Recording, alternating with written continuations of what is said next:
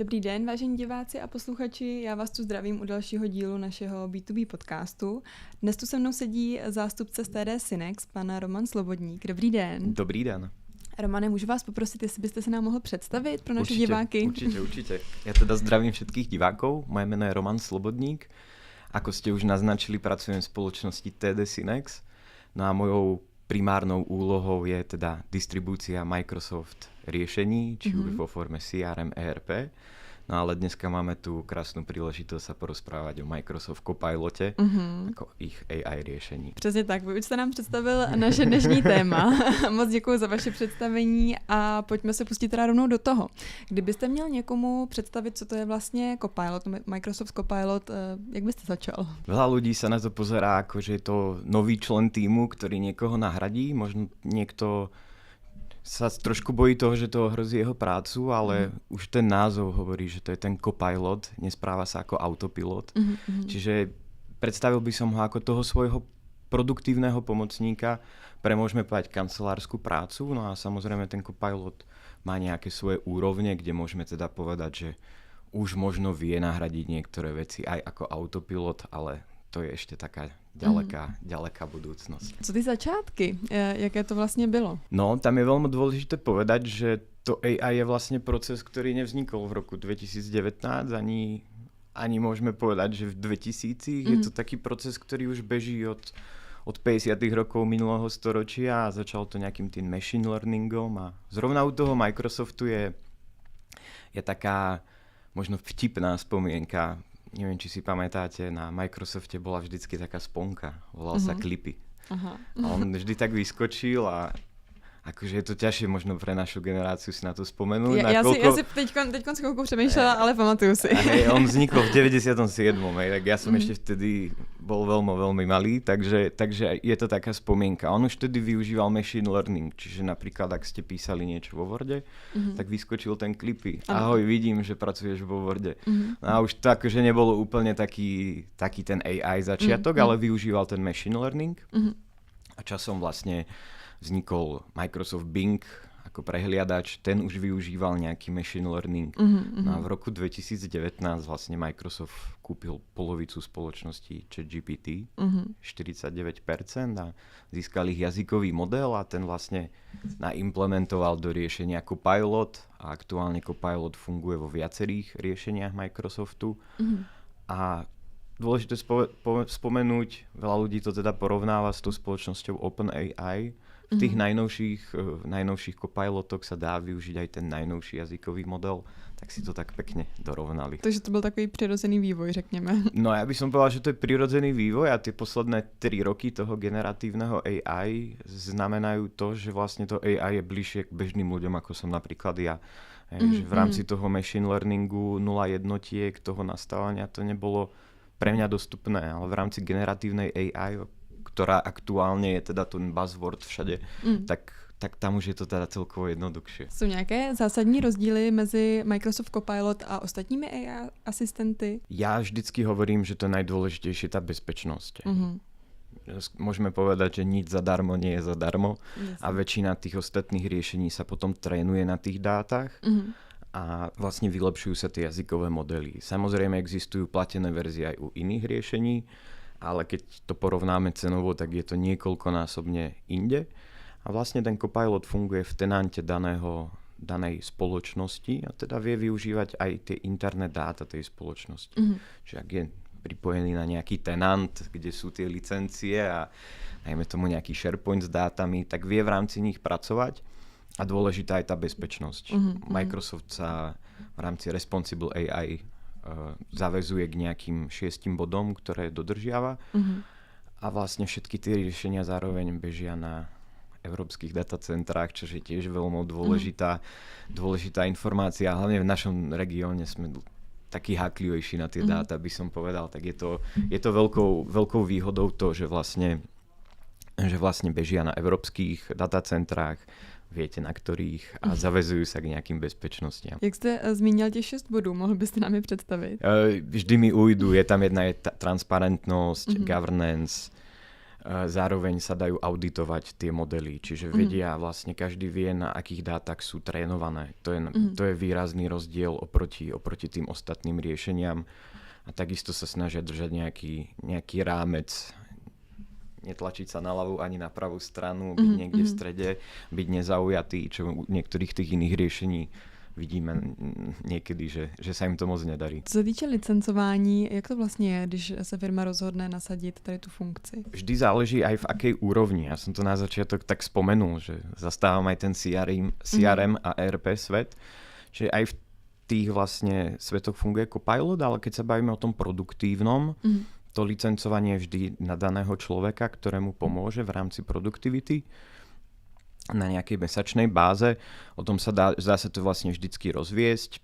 Potom existujú aj vlastne varianty, kde sa ten Copilot nedosadzuje danému užívateľovi, ale vytvorí sa pre celú spoločnosť agent. Je to tiež taká zaujímavá vec. Z toho licencovania som to presunul k tomu agentovi, ale tým chcem len povedať, že vlastne minulý rok sme sa bavili o tom, že je to doba promptov, tých zadaní, čo sa ho opýtam. A za rok sa to celé pretransformovalo do toho, že je to doba agentov. Čiže vieme vytvoriť rôznych agentov, ktorí vedia používať aj ľudia bez licencie a vtedy sa to zase licencuje trošku inak. Porovnávam riešenie Microsoft 365 Copilot a Copilot Studio. Takže pre tých produktívnejších ľudí, alebo ktorým by sme chceli nabústovať tú produktivitu, sa hovorí o M365, ktoré vedia pomôcť produktivitou v tom Office balíčku. Licencuje sa to za užívateľa. Jasné, děkuju. A asi se zeptám rovnou i na vaši osobní zkušenost, jak vy vlastně tady tu funkci využíváte. No ja som vlastne už z takých tých... No mám to dosť zaimplementované v svojom živote, by som povedal. Možno to je aj dobré, možno aj zlé. Aj na súkromnej úrovni, aj na tej pracovnej, ale keď sa bavíme o tej pracovnej, ja som nikdy nebol človek, ktorý bol moc kreatívny, čo sa týka nejakých článkov, prípadne tvorenia nejakých prezentácií. Väčšinou to bolo, sa tomu vraví white paper syndrome. Pokiaľ niečo není na papieri, tak sa mi ťažšie okolo toho pracuje. Jasne. Produktívne ma Copilot posunul úplne o 3-4 levely niekde inde. Ja na LinkedIn postujem články, pripravujem prezentácie, chodím ten Copilot školiť, kde dávam nejaký výstup. To by pre mňa možno pred 5 rokmi nebolo asi nepredstaviteľné, ale určite by ma to stálo strašne veľa mentálnej energie. A takisto vlastne nikdy som nebol dobrý v Exceli. Naozaj som sa v Exceli vôbec nevyznal. Aktuálne si viem spraviť veľmi peknú tabuľku, veľmi peknú analýzu čísel a tak ďalej. Čiže skôr by som povedal, že ma to posunulo tak produktívne dopredu. Ja som v takom tom licenčnom svete. Stále riešime licencie pre CRM, ERP. Vytváram si agentov, ktoré mi už pomáhajú mi riešiť dané problematiky. Takže naozaj nechcem povedať, že by si neviem predstaviť bez toho fungovať, ale fungoval by som určite menej kvalitne a pomalšie. A na tej osobnej rovine mám agenta, dokonca mi agent, Copiloti agent, volá sa Researcher, mi robil vlastne research o vás ako o Smarty, keď som sem dneska išiel, aby som vedel presne, na čo sa zameriavate, aké formy robíte podcastov. Takže pre mňa osobne je to už strašne zaimplementované a neviem si predstaviť nejako fungovať bez. Takže môžeme povedať, že už je to vlastne 2 roky, kde s tým AI fungujem. Nevidím zatiaľ veľké negatíva. Samozrejme je dôležité všetky tie dáta si overovať. Ano, to jsem se chtěla zeptat právě v jaké míře tomu důvěřujete, nebo jako jestli si hodně ověřujete data, nebo už třeba někdy víte, to že... je veľakrát jednou z toho výhod toho Copilotu, že on vlastne veľakrát, on už v tom základnom rozhraní si viete prekliknúť medzi web a work. Ako náhle som v tom work chate, tak viem, že on primárne sa sústredí na tie naše interné dáta. Čiže ak sa začnem pýtať na nejaký licensing Copilotu, tak on začne interne hľadať, či mám niekde PDF-ko, v ktorom sa o tom licensingu bavíme. Prípadne viem spraviť agenta, ktorého už zadefinujem. Môžeš čerpať z týchto dát. Takže v tých prípadoch si myslím, že to AI je 100%. A ako náhle robím už nejaký, povedzme, research na internete alebo prípadne sa pýtam na niečo, tak už v tom zadaní sa snažím špecificky zadať a povedz mi, skade si na to prišiel a snažím sa to aspoň prekliknúť, hej, určite aspoň si to dočítať a zase neodporúčam asi robiť nejaký research o nejakých chorobách a tak ďalej. Tam sa už teraz o tom tak nejak poslednú hovu hovorí, že možno tie AI modely na to ani nebudú odpovedať, takže uvidíme. Jasné. Ale tam vidím tú výhodu toho Copilotu oproti tým iným riešeniam, kdežto tie ostatné niekde tápajú na internete. Ten Copilot automaticky už vlastne používa vaše dáta na počítači. Máte nějaký příklad, kdy vám Copilot opravdu zachránil den? Každý deň sa niečo nájde, ale tam je veľmi krásny príklad. Určite to poznáte, keď vám blikne to upozornenie, za 15 minút máte meeting. Áno. Nechcem to povedať verejne, ale asi áno. Veľakrát sa mi stalo, že som na ten meeting pozabudol. Copilot v PowerPointe mi pripravil prezentáciu za 5 minút. Za 5 minút som si spravil kávu a 5 minút som na niekoho čakal. A to sa stáva dosť často bežne.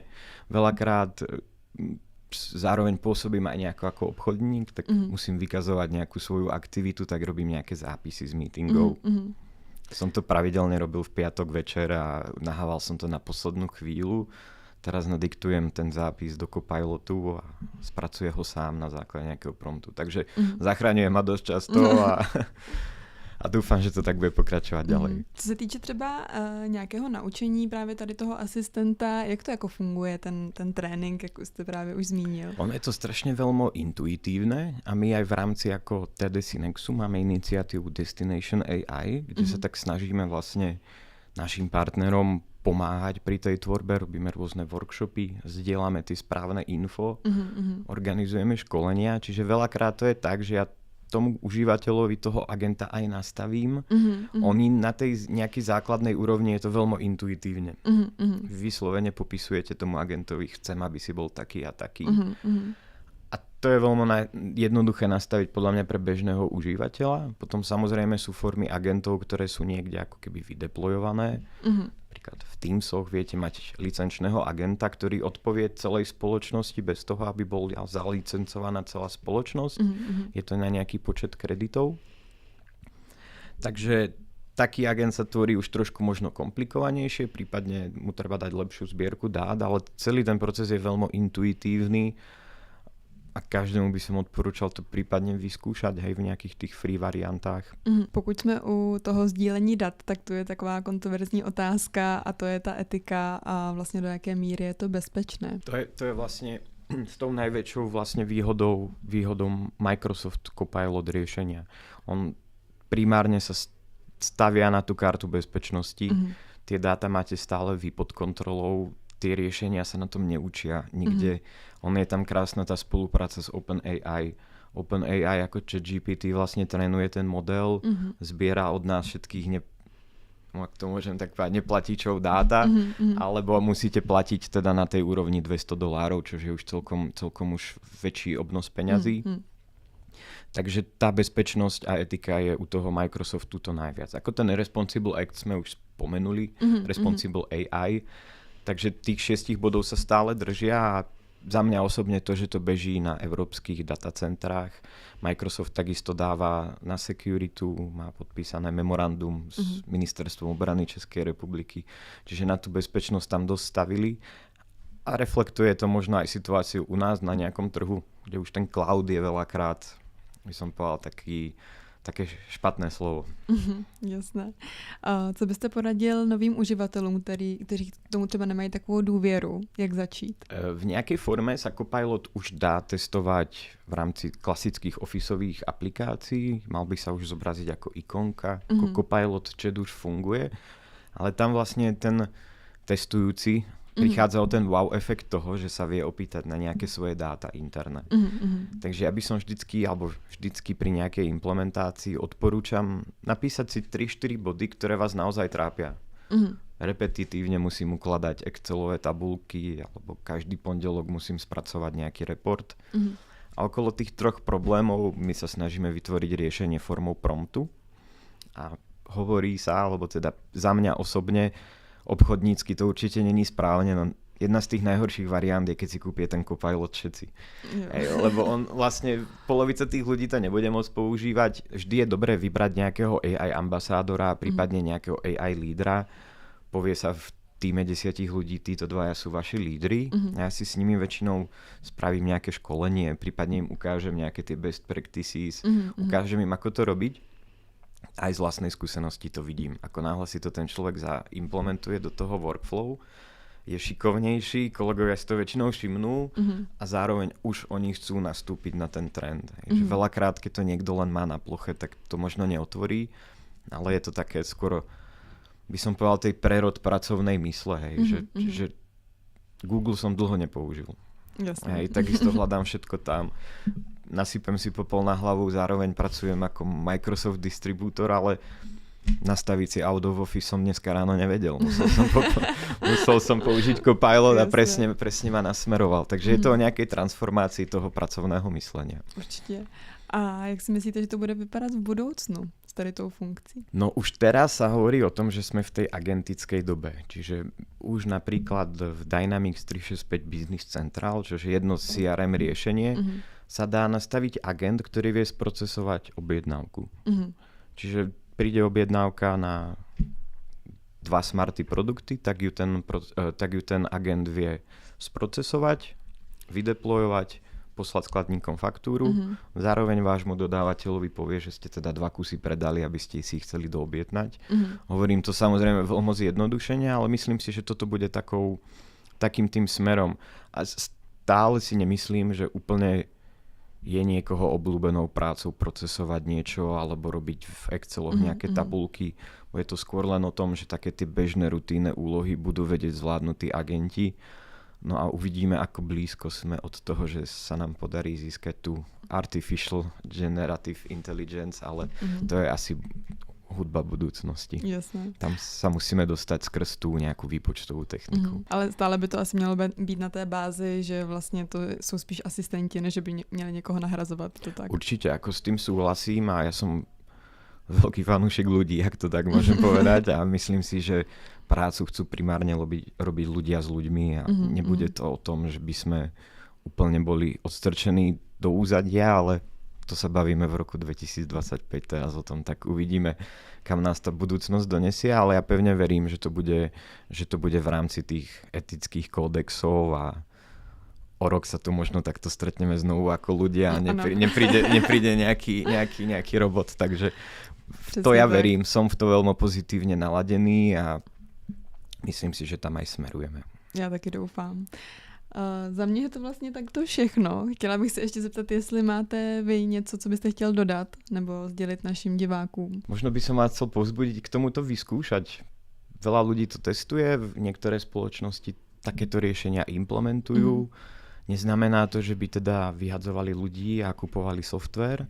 Skôr tí ľudia sú produktívnejší, získavajú nejakú konkurenčnú výhodu. Takže každému by som odporúčal vyskúšať to, prípadne taký ten call to action, neváhajte sa ozvať, my vám radi pomôžeme, prípadne s návrhom tých scenárov, môžeme sa pozrieť na nejaké repetitívne úlohy, ktoré vás trápia, niektoré veci sa dajú zautomatizovať, čiže je to len o tom pracovať múdro, inteligentne a smerovať tak nejak dopredu, takže veľmi rád pomôžem a to je vlastne aj takou našim poslaním v rámci Destination AI a TD Synex, takže určite sa neváhajte ozvať a Radi sa s vami o tom ještě porozprávame. Super. Romane, moc děkuju. Já doufám, že se ještě uvidíme takhle face to face v budoucnosti. Ne pomocí asistentů a bylo to moc fajn a myslím, že jste nám jako ukázal takový jiný směr v tady té oblasti, což jako musím uznat, že je opravdu těžké v té době, je to často omílané téma. Takže já moc děkuju. Ja takisto ďakujem za pozvanie, ďakujem za váš čas a uvidíme sa snad niekedy v budúcnosti. Přesně tak. Moc děkuji i vám, naši diváci, že jste se podívali a vidíme se u dalšího dílu. Mějte se krásně. Naschledanou. Nasledanou.